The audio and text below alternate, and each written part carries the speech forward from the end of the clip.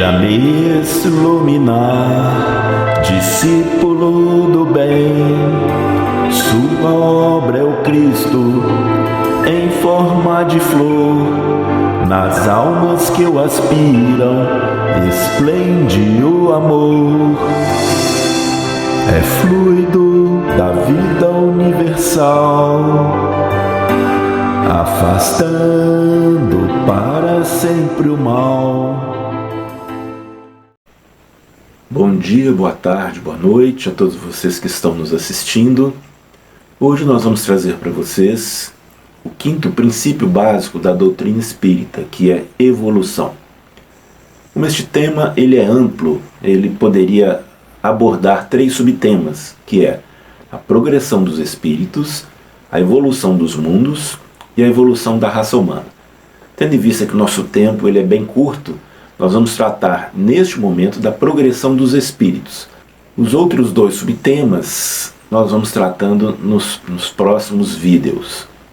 E como sempre, para nortear a nossa palestra, nós vamos usar o Livro dos Espíritos de Kardec, que na questão 114 já vem a primeira pergunta de Kardec. Os espíritos são bons ou maus por natureza, ou são eles mesmos que se melhoram? Resposta: são os próprios espíritos que se melhoram, e melhorando-se passam de uma ordem inferior para uma ordem superior. E na questão 116, Kardec pergunta: há espíritos que permanecerão perpetuamente nas ordens inferiores? Resposta: não. Todos se tornarão perfeitos. Eles mudam de ordem, mas lentamente, porque, como já dissemos de outra vez, um pai justo e misericordioso não pode banir eternamente seus filhos. Pretenderias, pois, que Deus, tão grande, tão bom, tão justo, fosse pior do que vós mesmos?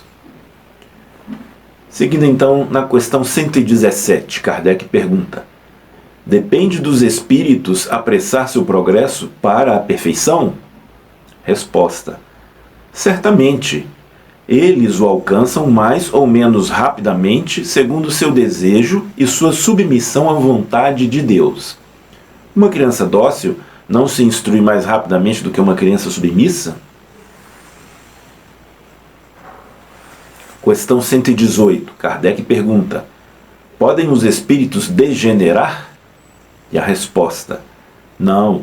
À medida que avançam, compreendem o que os distancia da perfeição. Quando o espírito finda uma prova, fica com conhecimento que não esquece mais. Pode permanecer estacionário, mas não retrograda. E na questão 119, Kardec pergunta: Deus não poderia isentar os espíritos das provas que devem suportar para alcançarem a primeira ordem?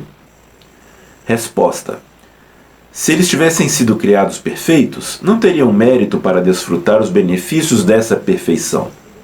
Onde estaria o merecimento sem a luta? Aliás, a desigualdade que existe entre eles é necessária às suas personalidades e à missão que eles cumprem nos diferentes degraus da escala que está nos desígnios da providência para a harmonia do universo. E Kardec nos esclarece: visto que na vida social todos os homens podem alcançar as primeiras funções, igualmente poder-se-ia perguntar por que o soberano de um país não promove cada um dos seus soldados a general. Porque todos os empregados subalternos não são empregados superiores. Todos os estudantes não são mestres. Ora, entre a vida social e a espiritual há esta diferença. A primeira é limitada e não permite sempre alcançar todos os degraus, enquanto a vida espiritual é indefinida e deixa a cada um a possibilidade de se elevar ao grau supremo. E na questão 120, Kardec pergunta: todos os espíritos passam pela fieira do mal para alcançar o bem?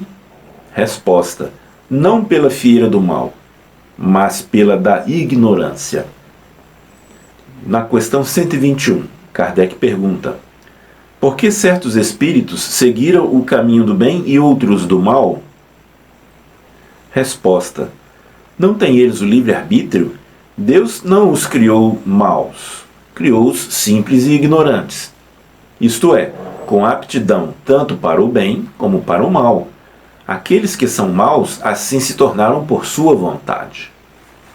E na questão 124, Kardec pergunta: uma vez que há espíritos que desde o princípio seguem o caminho do bem absoluto e outros o do mal absoluto, deve haver, sem dúvida, degraus entre esses dois extremos.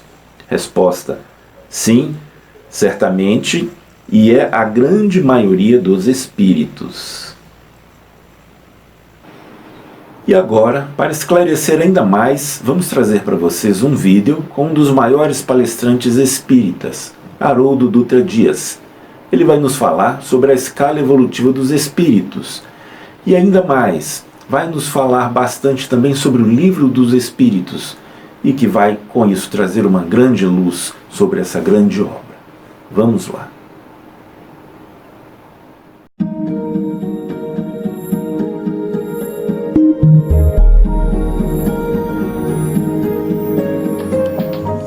Quando Kardec observou o fenômeno das mesas girantes, o que ele reparou?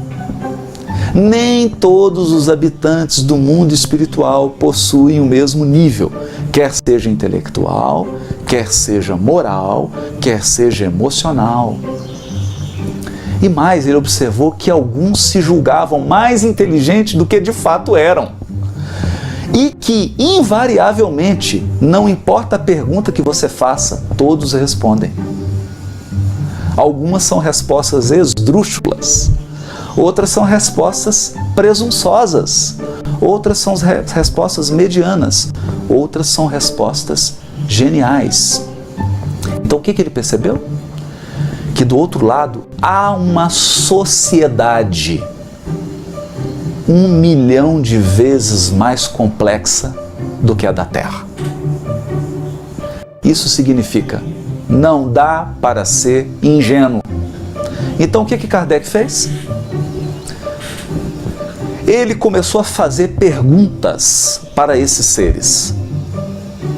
E à medida que ele ia obtendo resposta, ele fez uma escala, que ele chamou de escala dos espíritos. Então ele percebeu que havia alguns muito ignorantes. Havia alguns que, além de ignorantes, eram perversos, maldosos, criminosos. Haviam outros que eram gênios, mas gênios indomáveis, com temperamento dificílimo. E haviam alguns que, além de gênios, eram santos, do ponto de vista moral. Então ele estabelece uma escala. E a partir de então, à medida que ele faz pergunta, pela linguagem ele identifica em que ponto da escala evolutiva está quem está respondendo. E com isso, ele monta um questionário que no final deu 1019 perguntas e obteve 1019 respostas. O que nós podemos dizer? Após assistir o experimento Scholli, você então está preparado para começar a ler o Livro dos Espíritos. Porque aí a pessoa vai entender por que Allan Kardec fez as perguntas que fez, por que ele se comportou da maneira como se comportou e por que depois ele escreveu um livro só de metodologia ensinando como fazer perguntas para inteligências que não têm corpo. Como fazer perguntas para inteligências incorpóreas. Como se relacionar com seres incorpóreos.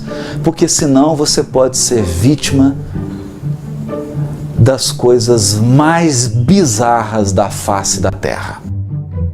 Você pode ter uma pessoa extremamente ignorante te orientando em questões transcendentes e você acha que ele é um gênio simplesmente porque ele não tem corpo. Isso é sensacional. Observar o fenômeno psíquico nos dá agora condições de entender que há aspectos filosóficos num segundo passo. Depois que eu observo o fenômeno, há implicações filosóficas. Por isso Kardec deu o nome de O Livro dos Espíritos de Filosofia espiritualista, ou compêndio de filosofia espiritualista. Reflexões feitas a partir da observação do fenômeno. Então, o que nós detectamos? Você pode ter excepcionais observadores, mas péssimos dedutores. Pessoas que, depois de observarem um fenômeno, passam a emitir opiniões sobre o fenômeno, opiniões absolutamente infantis, porque não consideram aspectos elementares do fenômeno, como esse, que é os vários graus das inteligências espirituais. E aí vem a pergunta: se elas não estão no mesmo degrau, elas já foram criadas em degraus diferentes? Ou galgaram esses degraus? Galgaram esses degraus. São eles que respondem. Não, nós escalamos. Ah, é? E como que se dá isso? Então, se dá voltando ao mundo e tomando corpos, reencarnando, até que eu vá agregando ao meu psiquismo inteligência, emoção, sentimento, moralidade e recursos éticos. Daí a lógica da reencarnação. E daí outra lógica. Quem já está no topo da escala precisa ficar vindo aqui? Então, se eu só perguntar para alguém que está no topo da escala, a reencarnação é uma necessidade? Ele vai dizer, não. Para ele não é. Se você perguntar para um professor universitário se ele tem que ir para o jardim primário, ele vai dizer não. Mas se você perguntar para uma criança que está naquela idade, ela vai dizer, não, eu tenho necessidade de ir para o jardim da infância. É belíssimo isso. Daí a gente percebe, não basta observar, tem que raciocinar. Tem que refletir sobre o que foi presenciado. E aí, nós só podemos recomendar. Leia o Livro dos Espíritos. Vai te poupar de 250 anos de experimentação mal sucedida. E vai tirar 1.500.000 anos de ingenuidade ao lidar com o fenômeno psíquico.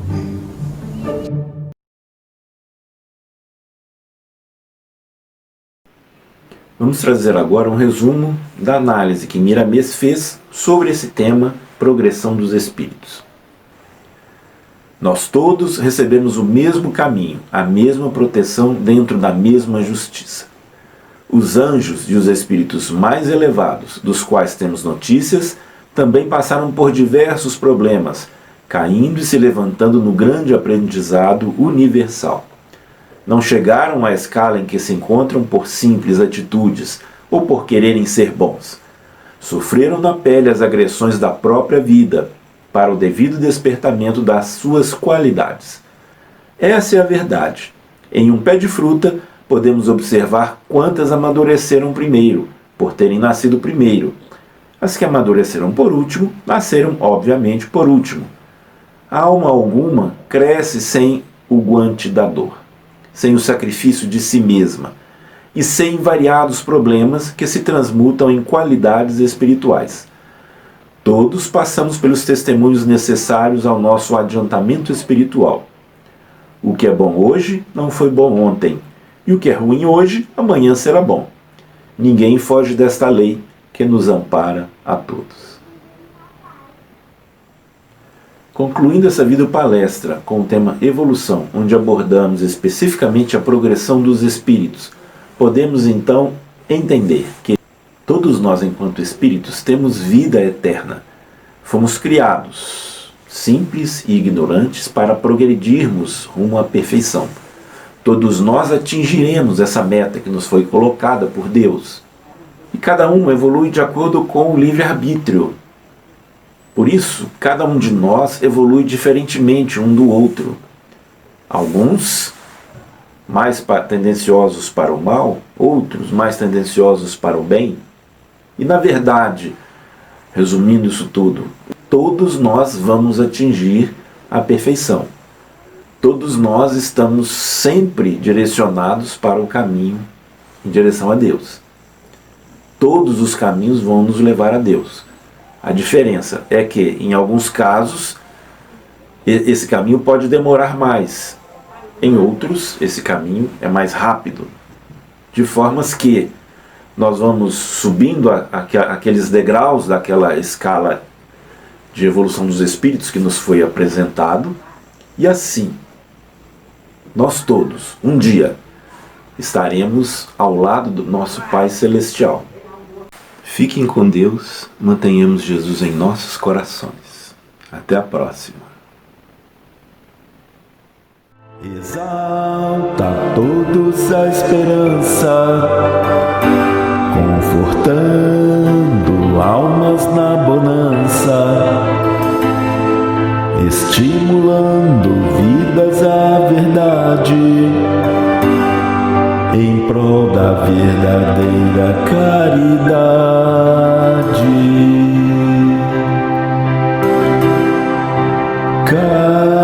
Caridade, refletindo a luz, se transforma em alimento para os famintos, roupas aos despidos, visitas aos cativos, nos coloca com simplicidade ao lado de Jesus.